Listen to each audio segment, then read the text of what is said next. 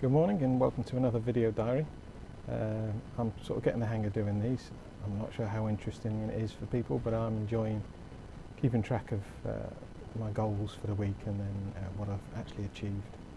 So last week was a good week. I managed to complete the 7 Years' War artillery, and I completed a commission of Napoleonic light troops.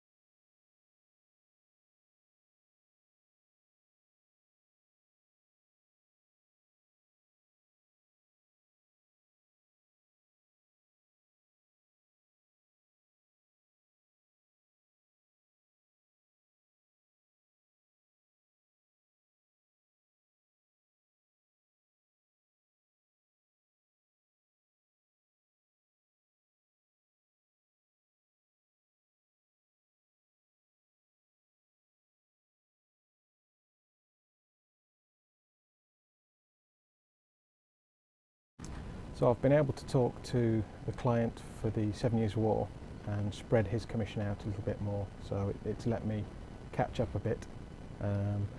I've painted half of the next Napoleonic commission, that's these Highlanders, with a few Scotsmen proving that they're real Scots.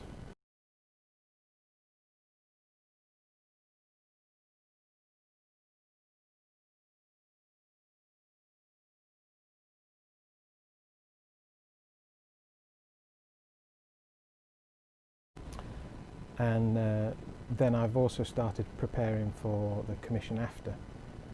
One of the things I find as a commission painter is that you can't paint constantly. You've got to have breaks. I work my day into sort of two big lots. I drop my wife off at work and I'm home for between 8 and half 8, and I'll start painting then. And I'll pretty much paint solid through till lunchtime, when I'll have a nice break, and then I'll come back at anywhere between sort of 1:15 and 2 o'clock, and I'll paint on through till 4, half 4. So I probably get a good 7 hours painting in a day, and that's probably the best I can maintain. I can do more if I need to push it. I can do 12 hours in a day. But if you did that constantly, you'd burn out. 7 hours a day I can maintain throughout. I mean, I've done it now for 2.5 years. So you use the other times, the early mornings, the evenings, or any breaks you get to do preparation for next commissions. So I'm always preparing one commission whilst I'm painting a second. So the next commission I'm doing is actually a new one for me. It's the Mexican and French Foreign Legion War. These are all reference materials that the client's given me.